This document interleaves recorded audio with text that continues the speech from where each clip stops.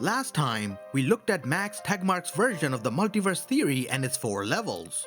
We briefly discussed what each of these levels of the multiverse would be like under Tegmark's interpretation. Today, we will take an in-depth look at what the Level 1 multiverse is all about.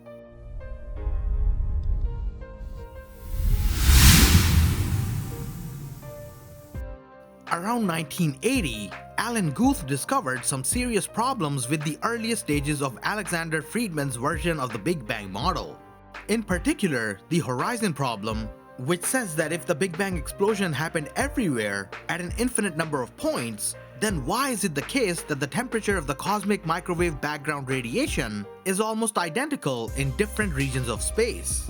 And the flatness problem, which simply asks, why is our universe so flat despite it being a highly unlikely outcome according to Friedman's equation?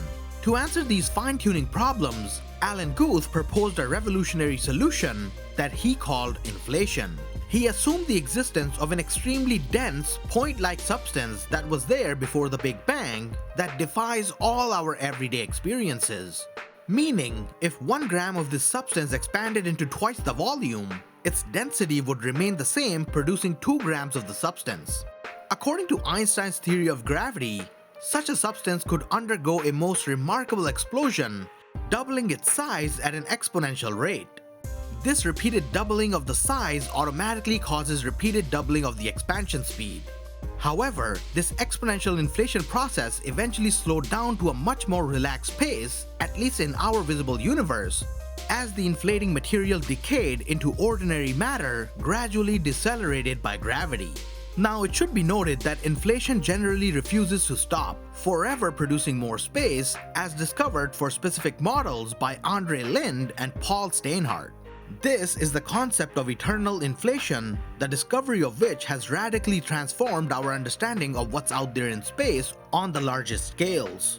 Moreover, the observations of Edwin Hubble and the discovery of dark energy gave a huge credibility boost to the theory of inflation, further solidifying its place in the scientific literature. In summary, inflation has radically transformed our understanding of our cosmic origins, giving us infinite space with an infinite number of galaxies, stars, and planets. Now, assuming inflation really happened and made our space infinite, then there are infinitely many Level 1 parallel universes. Our visible universe is about 93 billion light years across. The most distant visible objects are now about 4 times 10 to the 26 meters away, and a sphere of this radius defines our observable universe, also called our Hubble volume or our horizon volume or simply our universe. Moreover, all the infinite space was created full of matter, which, much like here in our own universe, gradually formed atoms, galaxies, stars, and planets.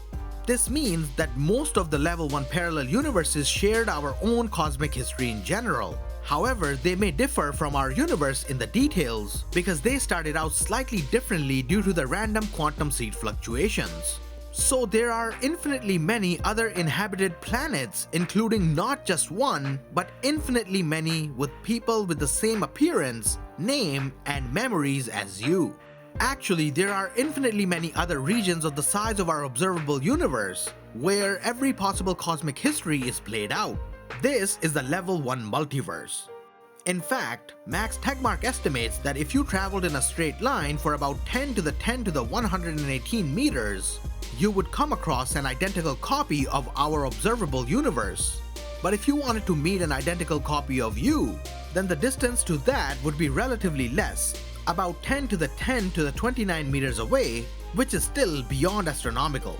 Now, our physics description of the world is usually split into 2 parts: how things start out and how they change.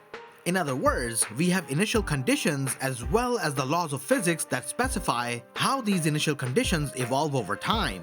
For this reason, observers living in a Level 1 multiverse observe the exact same laws of physics as we do, but with different initial conditions than those in our universe. For example, for different Level 1 parallel universes, some particles may start out in slightly different places, moving with slightly different speeds. These slight differences ultimately determine what happens in their universes, like which regions turn into galaxies, which regions become intergalactic voids, which stars get planets, which planets get dinosaurs, which planets get their dinosaurs killed by an asteroid collision, and so on. In other words, the quantum-induced differences between parallel universes get amplified over time into very different histories. So people in level 1 parallel universes would learn the exact same things in physics class, but different things in history class. Now, it may seem extremely unlikely that your life turned out exactly as it did, since it required so many things to happen. For example, Earth had to form, life had to evolve, your parents had to meet, and so on.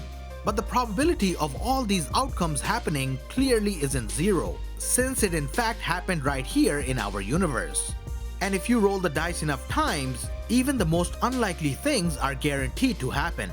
With infinitely level 1 parallel universes created by inflation, quantum fluctuations effectively roll the dice infinitely many times, guaranteeing with 100% certainty that your life would occur in one of them.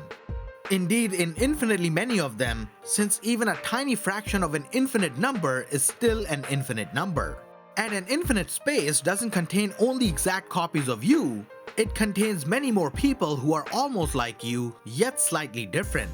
So if you were able to go meet the closest person out there in space who looked like your identical copy, this person would probably speak an alien language you couldn't understand and would have experienced a life quite different from yours. But out of all your infinitely many lookalikes out there on other planets, there's also one who speaks English, lives on a planet identical to Earth, and has experienced a life completely indistinguishable from yours in every way. This person subjectively feels exactly like you feel, yet there may be some very minor differences in how the particles move in your identical twin's brain, causing your two lives to start diverging from this moment onwards. Nonetheless, in an infinite space created by inflation, everything that can happen according to the laws of physics does happen. And it happens an infinite number of times. In fact, for there to be no level 1 parallel universes at all, there must be no space whatsoever beyond the region we can see. And to assume that only what we can see can only exist is like an ostrich with its head in the sand, claiming that only what it can see can exist according to Tegmark. Thus, the level 1 multiverse is a natural consequence of the theory of inflation and has as much evidence for it as the theory of inflation itself.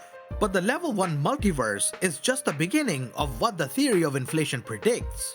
Chaotic eternal theory of inflation predicts an even higher level of the multiverse that Tegmark refers to as the level 2 multiverse. But that is a discussion for another time. If you enjoyed this video, do leave a like, share, and subscribe to our channel for more content ahead.